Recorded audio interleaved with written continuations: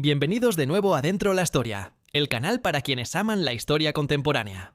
Hoy les hablaremos de un personaje que atravesó la historia, especialmente la historia del siglo XX, como cuchillo en mantequilla, pero que fue capaz de dejar huellas y también de desaparecer en la nada. Detrás de sí dejó el recuerdo de un hombre despiadado, eficiente, capaz de escapar de las redes de la justicia, incluso de manera burlona. Esta es la historia de un alemán que a una edad temprana se convierte en el colaborador más confiable, esencial y capaz de uno de los grandes monstruos del nazismo, Adolf Eichmann, y que en la posguerra logró tantas veces salirse con la suya, incluso evitar ser asesinado, llegando a no ser la Pimpinela Escarlata, sino la Pimpinela Negra del propio nazismo. Empezando por un nombre particular, con el que era conocido en Alemania entre 1948 y 1954. Un nombre que significa servicio restringido, y precisamente en ese nombre, mejor dicho, apellido, Schmaldienst, Alois Schmaldienst, encontramos la burla extrema de un auténtico monstruo que fue encontrando nuevos amos para su actividad criminal una y otra vez. Hoy hablamos de Alois Brunner, la Pimpinela Negra del nazismo, el último criminal de guerra capaz, hasta el final, de escapar de la justicia y seguir poniendo en práctica sus horribles métodos. Entre 1948 y 1954 muchos camiones recorren las autopistas alemanas desde Múnich pasando por Austria hasta Italia. Merano, Bolzano, Milán, Génova, Roma. Estos son los destinos finales. A bordo de esos camiones hay cargas humanas. Son criminales huyendo. Son nazis que quieren reconstruir su vida en otro lugar. Hay quienes huyen a Sudamérica. Hay quienes huyen a España. Hay quienes van al Medio Oriente. Al volante de esos camiones hay conductores complacientes u otros criminales que han obtenido una identidad falsa y gracias a eso siguen siendo valiosos. Uno de ellos se hace llamar Alois Schmaldienst, o sea, Luis Servicio Restringido, porque efectivamente es un servicio restringido el que hace ese camionero. No transporta a cualquiera. Transporta solo a quienes le son confiados por las distintas redes de sabotaje de los nazis. Y él mismo es un fugitivo. Su verdadero nombre es Alois Brunner. Y no puede presentarse con su verdadero nombre, porque en ese caso sería arrestado de inmediato. Está en la cima de la lista de los más buscados, de todas las potencias vencedoras de la Segunda Guerra Mundial. ¿Por qué motivo? Porque Alois Brunner, SS Aufsturmführer, capitán de las SS y miembro del Reichssicherheit 80 dentro de la Gestapo, había sido la mano derecha de Adolf Eichmann. Había comandado un campo de tránsito extremadamente y tristemente famoso, el de Trancy, a las afueras de París, y había provocado la muerte de decenas de miles de judíos. Alois Brunner se había convertido en un hombre buscado precisamente por todo lo que había hecho anteriormente. Él, hijo de una familia, en general, ordinaria, de la ciudad de Waas en Austria. Hoy la ciudad se llama Rollbrunn. Hijo de Joseph Brunner y de Anne Kruse. Ingresó muy joven, a los 16 años, en el partido nazi local y en las SA, organizaciones ilegales en la Austria anterior al Anschluss. También por este motivo, en 1933, a los 21 años, Brunner huyó a Alemania, donde se unió a otro grupo paramilitar, el de la Legión Austriaca, un grupo nazi. Regresó a casa, a Austria, solo después del Anschluss, en 1938, alistándose como voluntario en las SS y siendo asignado al personal de la Oficina Central para la Inmigración Judía, en Viena. Entre 1938 y 1939 parte de la doctrina nazi todavía contempla el reasentamiento, es decir, la posibilidad de concentrar a la población judía en un territorio reducido, una especie de reserva, como la de los nativos americanos, de la cual no permitir que la población salga. Es el llamado Plan Nisko, es decir, crear un territorio alrededor de la ciudad de Nisko, en Polonia, donde reunir a 1.500 judíos deportados desde Viena. La operación fracasa en cuestión de semanas. Es el mismo Eichmann quien se convirtió en superior directo de Brunner, quien pone fin al plan. No funciona. No es la solución. Desde ese momento, Brunner se encarga de otra cosa. Se encarga de las deportaciones. Es él quien elabora los horarios ferroviarios de los trenes que salen de Viena, hacen escala en Theresienstadt y de ahí hacia Riga, el lugar elegido por la RSA para el exterminio de los judíos alemanes y austriacos. Brunner es particularmente apreciado por sus superiores, Es eficiente, es metódico, es muy atento y puntual. En octubre de 1942, el método Brunner, así lo llaman en Prinz Albrecht Straße, se aplica a toda la maquinaria de exterminio. Pero Brunner no está destinado a quedarse detrás de un escritorio toda su vida. A mediados de 1943 es ascendido. Primero lo envían a Francia, a Drancy. Es un campo de tránsito, un campo de internamiento. En Drancy, las SS reúnen a los judíos franceses capturados, tanto en la zona ocupada como en lo que antes era la Francia de Vichy. Drancy, un lugar infernal. Brunner organiza las deportaciones, pero mientras está ahí, en Drancy, en París, también sigue supervisando el trabajo que le envía su antiguo superior Eichmann desde Berlín. Entonces, además de los judíos franceses, hace deportar a otros 43.000 judíos de Viena y 46.000 de Salónica. Desembarcan en Francia. Brunner no se inmuta. Entiende que su papel en Drancy está destinado a terminar, pero sigue organizando las deportaciones. Los trenes siempre salen, puntuales, a tiempo con su carga humana. El último tren sale de Drancy el 17 de agosto de 1944. A bordo también está Brunner, que, apenas unas semanas antes, hizo partir el último cargamento. 1.327 niños. Ninguno de ellos volverá vivo de Auschwitz. Brunner, en cambio, parte con destino inicial Berlín. Pero es un destino temporal, porque apenas le da tiempo de regresar a su antigua oficina cuando su viejo amigo Eichmann tiene una nueva misión para él. Ir a Eslovaquia, el estado títere gobernado por el sacerdote católico Józef Tiso. En Eslovaquia, Brunner debe supervisar la destrucción de la comunidad judía local. Y lo hace. Lo hace de manera muy clara.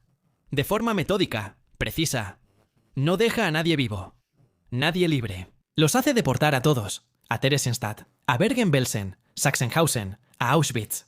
Eslovaquia, antes de que lleguen las tropas soviéticas, no debe tener más judíos. Y Brunner, coordinándose con la Gestapo local, lo logra. Hace deportar a quienes ya están en los guetos, a quienes ya están en los campos. Pero también ordena redadas continuas, sobre todo contra la resistencia, porque muchos judíos que se han escondido están operando con los partisanos para sabotear las líneas de suministro alemanas. En marzo de 1945, Brunner está en Berlín. Sabe que el Reich de los 1000 años está terminando de manera vergonzosa y no quiere verse involucrado. Tiene una ventaja sobre muchos de sus compañeros de armas. Como otro ilustre prófugo, Josef Mengele no tiene el tatuaje del grupo sanguíneo de las SS bajo el brazo. Es una ventaja, porque eso significa que puede mezclarse más fácilmente con los refugiados alemanes. Puede fingir ser otra persona. Y al final, eso es lo que hace. No solo eso, también logra escapar de la red de la justicia aliada. Porque hay alguien con un nombre casi igual al suyo con quien lo confunden. Su casi homónimo es Anton Brunner. Otro asesino que fue arrestado, ejecutado y ahorcado. Tener una ventaja en forma de no tener tatuaje y tener una segunda ventaja en forma de un juicio ya realizado hacen que Alois Brunner sea un hombre relativamente libre para moverse. Por esta razón, logra obtener un nuevo puesto. Y poco después, mintiendo sobre su identidad, un nuevo apellido, Schmaldienst, servicio restringido. Y con ese apellido, primero sigue trabajando como transportista para el ejército de los Estados Unidos. Transporta esencialmente materiales logísticos. Y luego, empieza a trabajar para la Odessa, transportando cargas humanas de fugitivos, que escondidos en su camión, cruzan las fronteras y van hacia una nueva vida en Sudamérica, en España o en Medio Oriente. Pero el paraíso relativo de Alois Brunner no es eterno. En 1954, las autoridades francesas reabren su caso. Se dan cuenta de que no han encontrado al Brunner correcto y empiezan a investigar. Brunner entiende que algo no anda bien. Sus amigos en la policía le informan y en 1954 huye de Alemania Occidental. Recorre el viejo camino. Tiene un pasaporte de la Cruz Roja con otro nombre. Esto le permite pasar por los monasterios. De los monasterios se traslada al Alto Adigio, de ahí a Roma. En Roma elige un destino diferente. No va a Sudamérica como todos los demás, porque piensa que los controles en los embarcaderos para Brasil, Uruguay y Argentina están vigilados. Se embarca hacia Egipto. Ese Egipto que acaba de ver el cambio de régimen de Rey Farouk a los oficiales libres, a Gamal Abdel Nasser. Cuando llega a El Cairo, Brunner se hace una nueva vida. Allí hay una pequeña comunidad nazi. una comunidad que será infiltrada por el Mossad, como ya vimos en otro video, a través de Wolfgang Lotz. Pero en el Cairo, Brunner inicialmente se mantiene alejado de los otros alemanes. No confía. Tiene el temor de que pueda haber algún espía, algún delator. Se dedica al tráfico de armas. Una actividad que al régimen de Nasser le resulta conveniente. Y es precisamente un oficial naserista quien presenta a ese ex-nazi a los sirios. En el periodo en que Egipto y Siria experimentan la llamada República Árabe Unida, un experimento destinado a caer en poco tiempo, Brunner prefiere trasladarse a Damasco. Y aquí adopta otro seudónimo. El doctor Georg Fischer, Doctor, recibe un hermoso departamento en Damasco, en la zona más elegante de la ciudad. Y poco después, se vuelve íntimo de Hafez al-Assad, el baacista que derroca al gobierno e instaura una dictadura familiar. En Damasco, oficialmente el doctor Georg Fischer es un consultor del gobierno. En realidad, Brunner, alias Fischer, asesora a los aparatos de seguridad de Assad. Su seguridad se basa en la técnica de contraguerrilla que aprendió en Eslovaquia contra los partisanos y en las técnicas de interrogatorio, la tortura. Brunner había sido invitado, mientras era comandante en Drancy, a la sede de la Gestapo en París, en Rue Fauchet. También había sido testigo de los métodos adoptados por la Gestapo contra el Conejo Blanco, el teniente coronel Joe Thomas, de quien ya hemos hablado. Pueden encontrar el video en el canal. Había visto cómo practicar la tortura, había aprendido los métodos y desde los años 60 hasta principios de los años 80 los replicó. Todo esto en beneficio de los sirios, que están contentos con su asesor que vive en Abu Rumaneg, quizás el barrio más bonito de Damasco, pero de vez en cuando, incluso ese barrio se ve sacudido por episodios diferentes a los habituales. En 1961 y en 1980, en el buzón de Georg Fischer llegan unas cartas. Son cartas bomba. Mientras los franceses tardan cada vez más en averiguar dónde está Alois Brunner, los israelíes ya han conseguido lo que querían. Tienen la dirección, tienen la identidad y deciden pasar a la acción. No pueden enviar un equipo Kidon a Damasco para secuestrar a Fischer, alias Brunner. Es demasiado arriesgado. Tampoco habría manera de sacarlo del país. Mejor una carta bomba. Mejor un intento de asesinato directo. La primera carta todavía está en fase experimental. Es una de las cartas bomba, que luego serán utilizadas contra los científicos nazis del programa de misiles de Nasser. De esto también ya les hablamos en el video de la Operación Damocles. La primera carta bomba le explota en la cara a Brunner. En 1961, le cuesta la pérdida de un ojo, que al principio es reemplazado por un parche y luego por una prótesis de vidrio. En 1980, el Mossad lo intenta de nuevo. Intentan enviarle un paquete porque las investigaciones realizadas por los espías israelíes llevan a Múnich, donde Brunner ha comprado por correspondencia algunos productos medicinales. Brunner compra hierbas para sus infusiones, y justamente por eso, el Mossad intercepta un paquete e intenta reemplazarlo con un artefacto explosivo. Pero el paquete es demasiado grande, no cabe en el buzón, y correría el riesgo de ser descubierto por el cartero. Así que vuelven al sobre, siempre con el logo de la empresa farmacéutica. Y este sobre, más potente que el anterior, le cuesta 3 dedos a Brunner. Estos intentos de asesinato son oficialmente clasificados por la policía siria como atentados anónimos. En realidad, el régimen sirio sabe perfectamente quién es Brunner, qué está haciendo y quién podría estar interesado en verlo muerto. Pero a partir de finales de los años 80, también hay alguien más que se está interesando en Brunner. Está, por ejemplo, Alemania Oriental, la RDA, que en al menos 2 ocasiones presenta al gobierno sirio una solicitud formal de arresto y extradición. Por otro lado, las relaciones entre la RDA y Siria se ven facilitadas por el hecho de que ambos gravitan en la órbita de Moscú.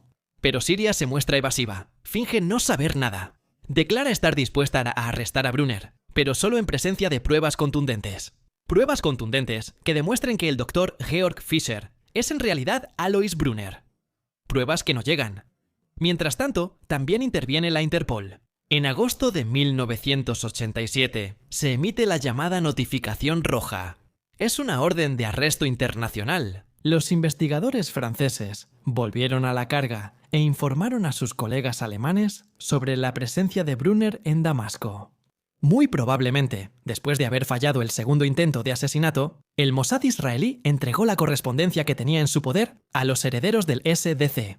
A partir de aquí comienza un nuevo intento de arresto y extradición. Se instruye un proceso en Francia, y dentro de ese proceso, el 2 de marzo de 2001, Alois Brunner es declarado culpable en ausencia de crímenes contra la humanidad. Entre los cargos en su contra, por ejemplo, el arresto y la deportación de 345 huérfanos de la región parisina son suficientes para merecer la condena a cadena perpetua. Pero Brunner no le da importancia. Sigue permaneciendo tranquilo, resguardado en su casa de Damasco, sabiendo bien que está protegido, al menos hasta que el régimen de Assad ya no lo considere un huésped deseado. Desde ese momento, Brunner es trasladado de su elegante departamento a un sótano vigilado por 2 guardias. Ya es un hombre anciano, menos fuerte, ya no tiene un ojo, le faltan 3 dedos de una mano, y de vez en cuando necesita asistencia médica. Pero el gobierno sirio no quiere entregarlo. ¿Por qué? Por 2 razones. La primera es una cuestión de vergüenza internacional. Admitir la existencia de Brunner también significa admitir que lo han protegido durante todos esos años. La segunda es el riesgo de que Brunner pueda confesar a los investigadores franceses y alemanes lo que hizo a favor de Assad. Por esta razón, Brunner se convierte en un prisionero de alto rango, al menos hasta abril de 2014. Cuando el Centro Simon Wiesenthal de Viena lo elimina, lo quita de la lista de los criminales de guerra nazis más buscados.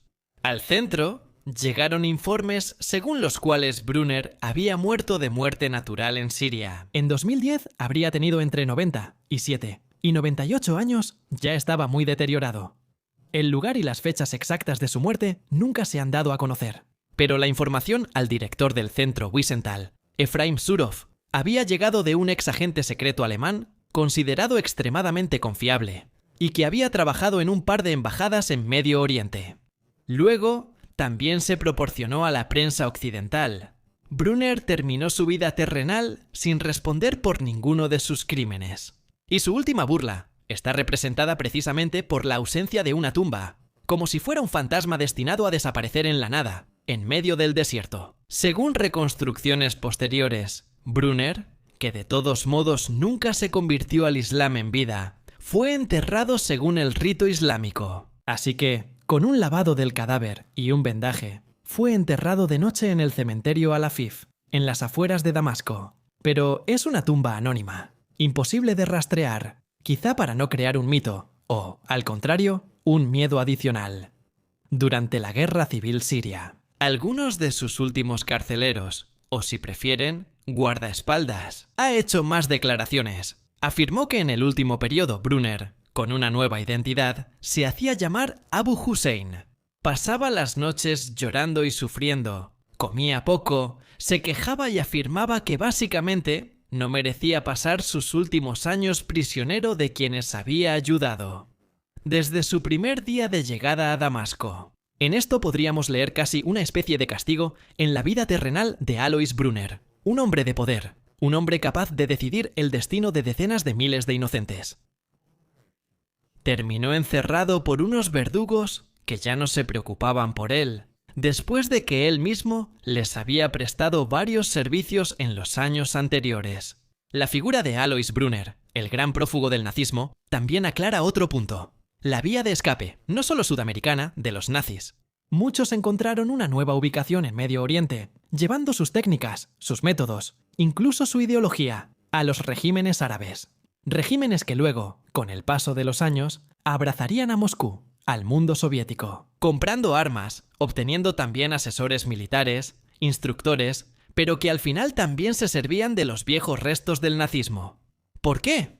Porque en un mundo en guerra como el de Medio Oriente, no se anda con sutilezas, no se hace mucha diferencia a nivel ideológico. Se evalúa lo que es eficaz de lo que es ineficaz, lo que es útil de lo que no es útil, lo que es estratégicamente válido y utilizable de lo que es inconveniente.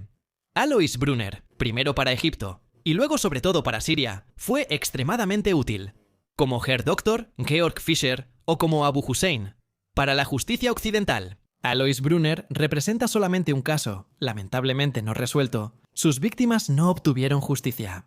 El mundo no pudo interrogarlo y entender aún más de lo que había sucedido. alguien decidió que Alois Brunner no debía pagar. Pero todos los nombres que utilizó, empezando por ese de Schmaldienst, que era una verdadera burla hacia los aliados, pero también hacia sus víctimas, son algo que queda escrito en los libros de historia, además de en las crónicas. Al igual que sus fugas, su capacidad de cambiar de piel, de cambiar de identidad. Pero si realmente hubiera sido inocente, ¿por qué habría tenido que temer? ¿Por qué habría tenido que cambiar tantas veces su identidad? Les dejo esta pregunta, sobre todo para quienes todavía hoy creen en las teorías revisionistas, creen que no hubo un holocausto, creen que el nazismo puede ser una fórmula todavía válida. Les dejo esta pregunta, piénsenlo, y luego, en todo caso, díganme por qué un supuesto inocente debería cambiar tantas veces de residencia, país, identidad, nombre, si realmente fuera inocente. E se fosse capace di dimostrare la propria Y su propia inocencia